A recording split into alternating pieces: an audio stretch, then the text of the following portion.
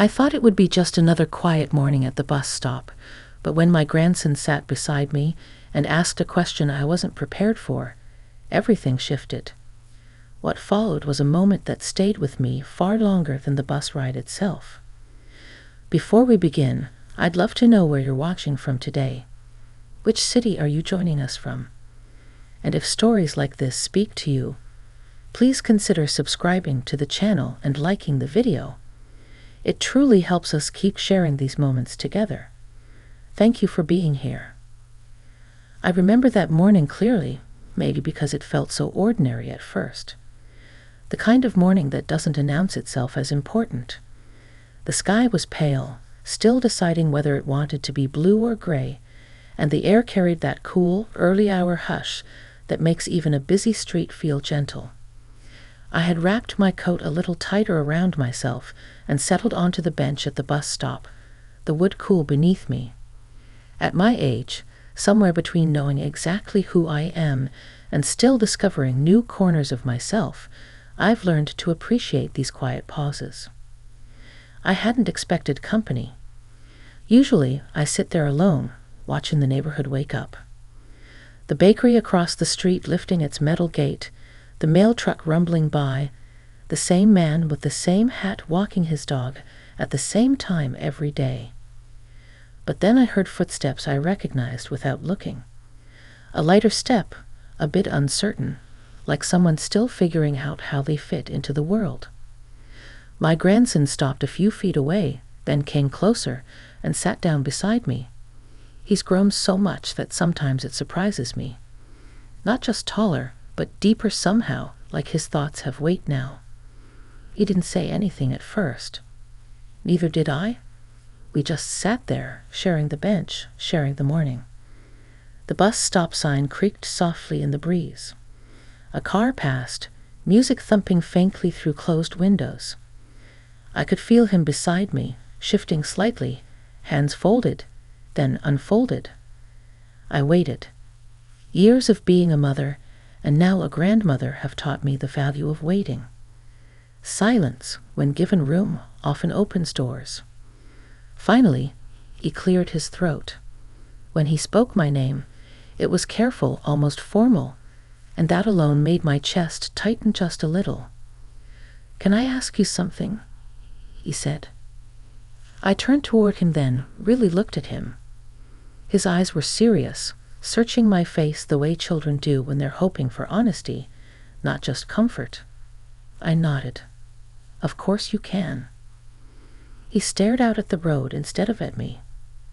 "How did you know when something really mattered?"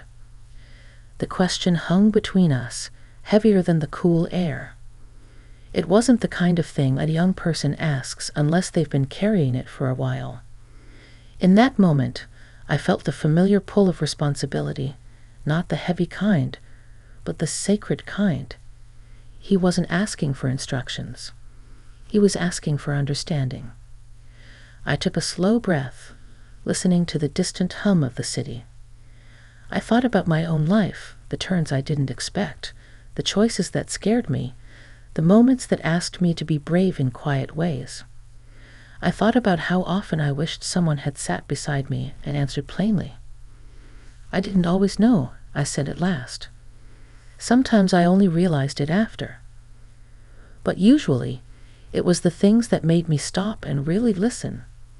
The things that made the world feel a little sharper, a little clearer. He nodded, absorbing that. "What if you're afraid of getting it wrong?"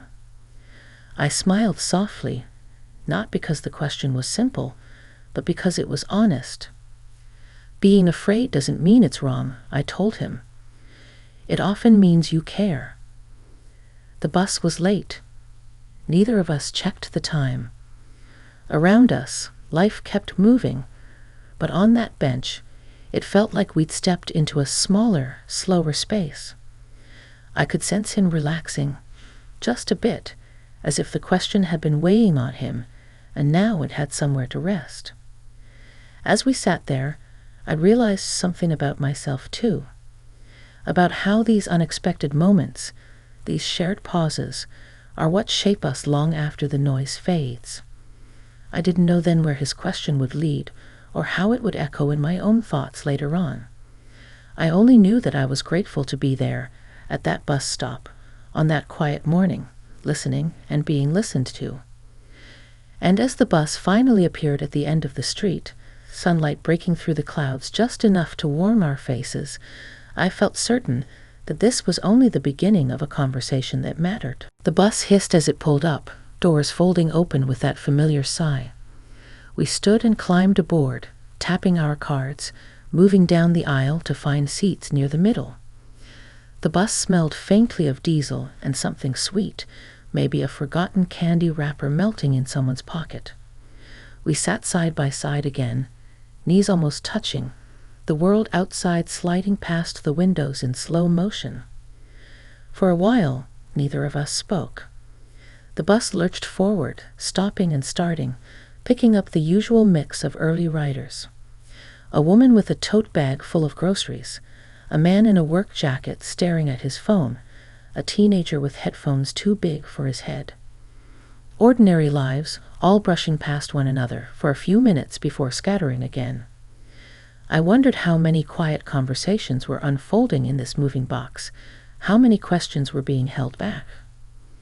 My grandson rested his elbows on his knees, hands clasped. I could tell his mind was still busy. When he finally spoke again, his voice was lower, steadier. Did you ever feel like people expected you to already know who you were supposed to be?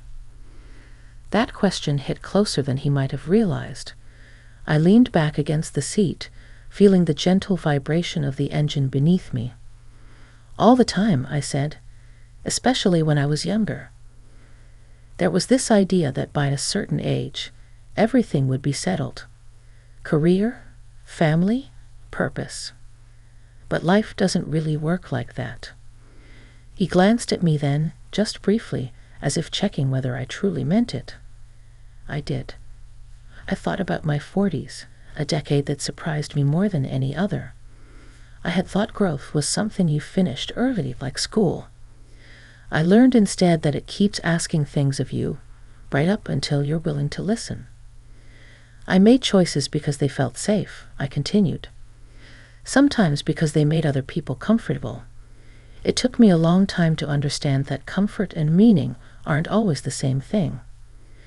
The bus stopped again, and a cool draft rushed in as the doors opened. He shifted in his seat. "I don't want to disappoint anyone," he said quietly. There it was, the heart of it. I felt a familiar ache, the kind that comes from recognizing your own younger self in someone you love.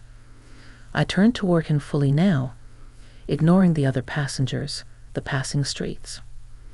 "Disappointment is part of loving people," I said gently. "Not because you fail them, but because you're human, and they are too. What matters is whether you're being honest, especially with yourself." He let out a breath he'd been holding. I watched his shoulders drop slightly. It struck me then how rarely we give young people permission to be uncertain. We rush them toward answers, toward labels, toward decisions that sound permanent even though nothing ever really is. Outside the window, the city shifted from small houses to taller buildings. Sunlight caught on glass and metal, flashing briefly, then gone. I remembered my own bus rides years ago, sitting alone, rehearsing conversations in my head that I never quite had the courage to start. How different it felt now to be on the other side of that silence. "Did you ever change your mind about something big?" he asked. I smiled, a real smile this time. More times than I can count. And every time I thought it meant I was failing. It took me years to see it differently. Changing your mind can mean you've learned something. It can mean you've grown. He nodded slowly, like he was filing that thought away for later. The bus rumbled on, carrying us toward his stop. I knew our time was limited, but I also knew that some conversations don't end when the ride does. They echo. They resurface in quiet moments. As we approached his stop, he turned to me again. "I'm glad you were there this morning," he said. at the bus stop. So am I replied, and I meant it more deeply than he could know. When the bus pulled over and he stood to leave, he hesitated, then gave me a quick, awkward hug. It wasn't the kind of hug from when he was little. It was careful, respectful, full of unspoken gratitude. I watched him step off the bus and walk away, backpack slung over one shoulder, blending into the flow of the street. The bus doors closed, and we moved on. I stayed seated, staring out the window, my reflection faintly visible over the passing scenery. I felt changed, though nothing dramatic had happened. Just words, just listening. But sometimes that's enough. As the city rolled by, I thought about how unexpected these moments can be, how they arrive disguised as ordinary mornings, and I wondered what questions I might still be carrying myself, waiting for the right quiet bench, the right shared silence, to finally ask. The rest of that day unfolded more slowly than usual, as if time itself had decided to be gentle with me. After I got off the bus, I walked the few blocks to my apartment instead of taking the shortcut, wanting to stay with my thoughts a little longer. The sidewalk was damp from an early sprinkler, and the smell of wet concrete mixed with the faint scent of cut grass. I noticed small things I usually hurried past: a cracked flower pot on a stoop, a chalk drawing half washed away, an open window with a radio playing an old song I hadn't heard in years. Back home, I made myself a cup of tea and sat by the window. The chair there has become my thinking place over the years. From it, I can see the street and a slice of sky between buildings. I wrapped my hands around the warm mug and replayed the conversation in my mind, not to analyze it, but to feel it. There was something about the way my grandson had looked at me, not as someone who had all the answers, but as someone who had lived through the questions. I realized how rarely we allow those roles to shift. Grandparents are supposed to tell stories about the past, about how things used to be. But that morning at the bus stop and on the ride after, we had been meeting in the present. Two people, different ages, both still figuring things out. That felt important. Later that afternoon, the phone rang. I knew his number before I even looked at the screen. I answered with a quiet smile. "Hi," he said. "I just wanted to tell you. I thought about what you said, about being honest." I leaned back in my chair, listening to the faint sounds on his end, maybe footsteps, maybe doors opening and closing. "I'm glad," I said. "You don't have to rush it." "I know," he replied. "It just helps to hear that from someone who's been there." We didn't talk long. He didn't need a lecture, and I didn't want to turn that morning into something heavy. When we hung up, I sat for a while longer, feeling a quiet sense of purpose settle over me. Not the kind tied to accomplishments or plans, but the kind that comes from connection. That evening, I went for a walk as the sun began to lower. The neighborhood looked different in that soft light, edges blurred, colors warmer. I passed the same bus stop where we'd sat together hours earlier. The bench was empty now. I paused there, just for a moment, imagining us again in that shared silence. It struck me how places can hold memories almost immediately, how quickly a spot becomes meaningful when something honest happens there. I sat down, just as I had that morning. A breeze moved through the trees, carrying the sounds of distant traffic and a few voices drifting from a nearby cafe. I thought about the expectations we place on ourselves at different ages. When you're young, you're expected to be becoming something. When you're older, you're expected to have become it already. But sitting there, I felt neither finished nor unfinished. I felt present. I thought about the choices I'd made over the years, the ones I'd stood by and the ones I'd quietly questioned. I thought about how much energy it takes to pretend you're certain when you're not. And I wondered how different things might be if we gave each other more room to admit uncertainty, no matter our age. A couple approached the stop, chatting softly, and I stood to give them space. As I walked home again, I felt lighter, as if sharing that morning had eased something I hadn't known was heavy. I understood then that my grandson's question hadn't just been for him. It had opened a door for me too, inviting me to reflect, to continue growing rather than settling into a fixed idea of who I was supposed to be. That night, as I turned off the lights and prepared for bed, I felt grateful. Not for a perfect answer, not for a neat resolution, but for the ongoing conversation. Life, I was reminded, isn't about reaching a final understanding. It's about staying willing to listen, to speak honestly, and to sit beside someone you love on a simple bench, letting the world move around you while something meaningful takes shape. The following morning, I woke to a quiet that felt different from usual, not emptier, but expectant. The kind of quiet that signals a chance to notice things you usually rush past. I made my coffee, breathing in the familiar aroma, and watched the sky lighten slowly outside my kitchen window. I thought about calling my grandson, but I decided against it. Some moments are better held for reflection before being revisited. By the time I stepped out for my morning walk, the air was crisp with that subtle January chill, and the streets had a soft, golden light spilling from the low sun. I passed the bus stop again, the bench still empty, but it didn't feel lonely. I could almost see him there beside me, carrying the weight of his question and curiosity, sharing a piece of himself without even trying to explain it. As I walked through the familiar neighborhood, I noticed more small details than usual. The way frost had patterned the edge of a parked car window, the uneven sway of branches in the breeze, the way a stray newspaper page caught under a fence and fluttered like it was alive. Each little thing reminded me of how attentive we could be to life when we slowed down, when we allowed ourselves to be fully present. Later that day, I found myself thinking about my own past, not in regret, but in quiet appreciation. I remembered the afternoons when I sat at a table with my mother or father, asking questions I wasn't sure I wanted answers to.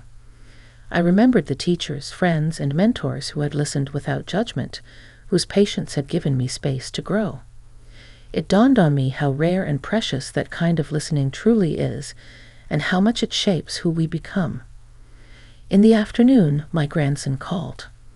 His voice had that familiar mixture of hesitation and warmth.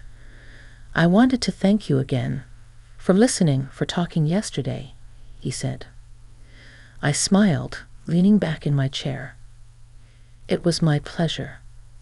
Conversations like that don't happen every day, but when they do, they matter. He paused, then added, "I think I understand a little more now, about being honest, and about letting things take time." My chest tightened, not from surprise, but from a quiet joy. That was exactly the kind of understanding that changes you, not loud, not sudden, but steady and deep. "That's all any of us can do," I said softly. "Keep listening, keep thinking, and keep being true to yourself. The rest comes in time." We ended the call, and I sat in my chair, reflecting on the weeks that had led up to that morning at the bus stop. I realized how easy it is to underestimate the importance of small moments, the ones that seem insignificant at first glance, but carry quiet weight. A bench, a shared silence, a question asked honestly. These things can ripple through our lives, shaping us in ways we don't always notice right away. That evening, I went for another walk. The sun was low, casting long shadows across the pavement. I paused at the bus stop, watching the streetlights flicker on, painting golden circles on the asphalt. I didn't expect to see anyone. I only wanted to feel the memory of that morning, to let it remind me of connection, patience, and growth. Sitting on the bench for a few moments, I realized that life doesn't hand out easy answers. What it does give us, over and over, are opportunities to listen, to reflect, to care, and to share moments that matter. Moments that remind us that the people we love, no matter their age, are capable of asking difficult questions and carrying themselves with honesty and courage. As I rose to continue my walk home, I felt a quiet sense of contentment. Not the kind that comes from having everything figured out, but the kind that comes from knowing you're still learning, still open, still willing to meet life, and the people you love, with patience, respect, and an open heart. That morning at the bus stop, and the conversations that followed, had become a gift. One I knew I would carry with me for a long time, and one that had quietly, profoundly changed both of us. And as I walked down the street, the light fading behind me, I realized something I hadn't quite seen before. Connection doesn't always need grand gestures. Sometimes it is simply found in the willingness to sit together, to listen, and to let the questions come. And in those moments, we find the courage to keep growing, no matter our age.